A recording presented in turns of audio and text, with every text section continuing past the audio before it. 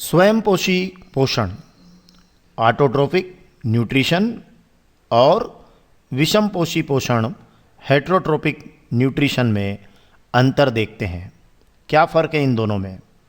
इस पोषण के इन दो प्रकारों में क्या अंतर है? स्वयंपोषी पोषण ऑटोट्रोपिक न्यूट्रिशन और विषमपोषी पोषण हेटरोट्रोपिक न्यूट्रिशन में हम अंतर करने जा रहे हैं। पोषण की ये जो विधि होती है जिसको हम स्वयंपोषी पोषण कहते हैं, इसमें नाम से ही पता चल रहा है ऑटोट्रोफिक, स्वयंपोषी मतलब जीव अपना भोजन स्वयं बनाते हैं। तो जो जीव अपना भोजन स्वयं बनाते हैं वो कहलाते हैं स्वयंपोषी जीव। और ये इस प्रकार का जो पोषण होता है या पोषण की ये विधि कहलाती है स्वयंपोषी पोषण। जैसे सभी हरे पौधे, युगलिना आदि जो है वो क्या करते हैं, स्वयंपोषी पोषण के अंतर्गत ही अपना भोजन स्वयं बनाते हैं। हमें पता है हरे पौधे स्वपोषी होते हैं और इनकी पत्ती की क्लोरोफिल युक्त जो कोशिकाएं होती है वो सूर्य के प्रकाश की उपस्थिति में कार्बन डाइऑक्साइड और जल से कार्बोहाइड्रेट का क्या करती है, संश्लेषण करती है। और इस क्रिया को हम बोलते हैं प्रकाश संश्लेषण। तो ये स्वयंपोषी पोषण का अच्छा उदाहरण है जिसमें पौधे अपना भोजन स्वयं बनाते हैं। तो ये पोषण की वह विधि जिसमें जीव अपना भोजन स्वयं बनाते हैं स्वयंपोषी पोषण कहलाता है। और ऐसे जीवों को हम कहते हैं कि ये स्वयंपोषी जीव हैं, जैसे कि सभी हरे पौधे और युगलिना इसमें आप ले लीजिएगा, ये स्वयंपोषी। और भी अन्य आदि आप इसके उदाहरणों में दे सकते हैं। और विषमपोषी पोषण जो होता है, ये पोषण की वह विधि होती है जिसमें जीव अपना भोजन स्वयं नहीं बनाते हैं, बल्कि वो क्या करते हैं, पौधों और जंतुओं से पोषण प्राप्त करते हैं। कभी पौधों से पोषण ले लेते हैं, कभी जंतुओं से ले लेते हैं।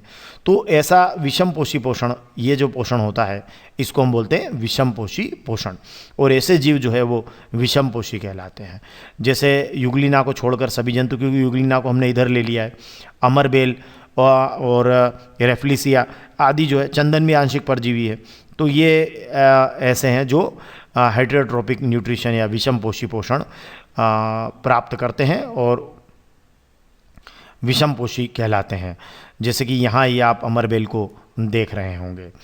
चलिए अब आगे एग्जाम्पल लेते हैं, आगे समझते हैं इनमें और क्या अंतर है। तो इसमें हम देखते हैं कि ये इसमें भोजन निर्माण हेतु हरित लवक पाया जाता है। किसमें? स्वयंपोषी पोषण में। कुछ रसायन संश्लेषी को छोड़ दें तो अधिकांश में ऐसा होता है।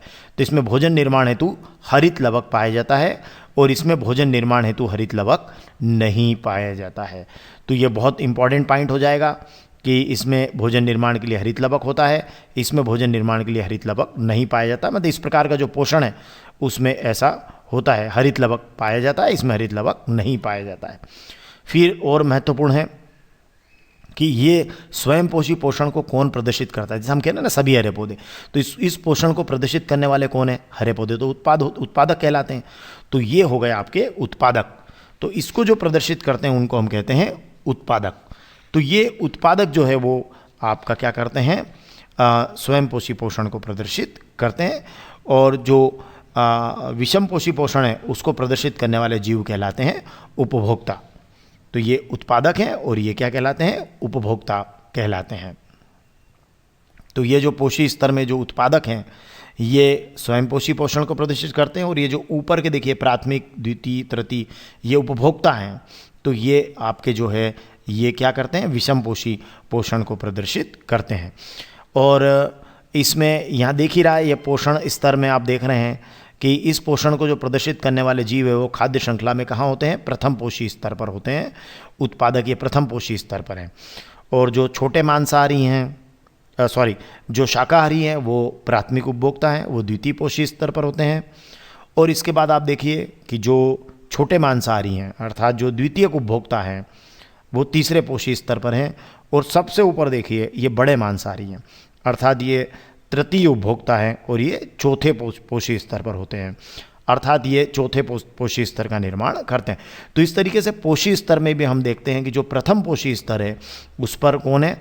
उत्पादक हैं। और वो हमारे जो स्वयंपोषी पोषण को प्रदर्शित करने वाले जो जीव है वो यहाँ प्रथम पोषी स्तर पर होते हैं। और द्वितीय, तृतीय और जो चतुर्थ पोषी स्तर है, सेकंड, थर्ड और फोर्थ, इस पर जो होते हैं प्राथमिक उपभोक्ता, द्वितीय उपभोक्ता, तृतीय उपभोक्ता, ये विषम पोषी पोषण को प्रदर्शित करने वाले जीव होते हैं। और साथ में एक और महत्वपूर्ण बात हम कहेंगे कि इस पोषण को प्रदर्शित करने वाले जीव प्राकाशिक स्वयंपोषी और रसायन स्वयंपोषी होते हैं। मतलब ये हम कह रहे हैं कि ये जो होते हैं ये दो तरीके के जीव होते हैं। एक प्राकाशिक स्वयंपोषी होते हैं और एक आपका ये होते हैं रसायन स्वयंपोषी। तो ये और यहाँ जो है आप कहेंगे कि इसमें जो होते हैं वो कौन होते हैं? इसमें होते हैं इस पोषण को प्रदर्शित करने वाले जीव परजीवी, मृतजीवी और सहजीवी होते हैं। परजीवी अभी आपने अमरबेल का उदाहरण लिया है ना, और मृतजीवी जो मृत पदार्थों से पोषण प्राप्त करते हैं, कवक या फंजाई कहलाते हैं। और सहजीवी क्या होते हैं? जो जैसे लाइकेन में वो शैवाल और कवक है ना, तो ये सहजीवी होते हैं। और इसमें किसको लिया आपने? इसमें लिया प्रकाशिक स्वयंपोषी और रसायन स्वयंपोषी को। प्रकाशिक स्वयंपोषी तो हम समझ गए कौन है, जो हमारे हरे पौधे हैं। और रसायन स्वयंपोषी जो है वो कौन है? तो रसायन स्वयंपोषी के अंतर्गत जो है हमारे आते हैं कुछ ऐसे जो बॉटम ऑफ द ओशियन में जो रहने वाले जो जीव होते हैं वो इसके अंतर्गत आते हैं। तो ये हमारे स्वयंपोषी और विषमपोषी पोषण में अंतर है। और इसमें खास बात आप देखिए, मैंने यहाँ जो आप 3 नंबर, 4 नंबर और 5 नंबर पॉइंट को देखिए, तो इस पोषण को प्रदर्शित करने वाले जीव देखिए आप 3 नंबर, 4 नंबर और 5 नंबर में दोनों जगह मैंने ऐसा लिखा है। बस केवल यहाँ ये लाइन आपकी चेंज होगी। उत्पादक कहलाते हैं, उपभोक्ता कहलाते हैं। खाद्य श्रृंखला में प्रथम पोषी स्तर पर होते हैं, खाद्य श्रृंखला में द्वितीय, तृतीय और चतुर्थ पोषी स्तर पर होते हैं। प्रकाशिक स्वयंपोषी और रसायन स्वयंपोषी होती है। इसमें परजीवी, मृतजीवी और सहजीवी होते हैं।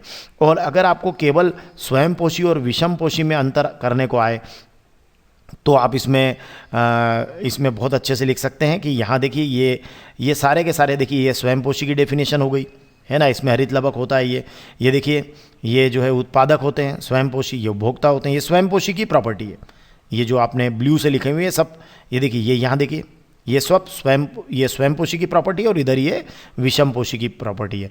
मतलब आप ऑटोट्रोपिक और हेटरोट्रोपिक में भी अंतर कर सकते हैं। और ऑटोट्रोपिक न्यूट्रिशन और हेटरोट्रोपिक न्यूट्रिशन, मतलब स्वयंपोषी पोषण और विषमपोषी पोषण में भी अंतर के यही बिंदु हैं। और स्वयंपोषी और विषमपोषी में अंतर भी इन्हीं बिंदुओं के आधार पर आप कर पाएंगे।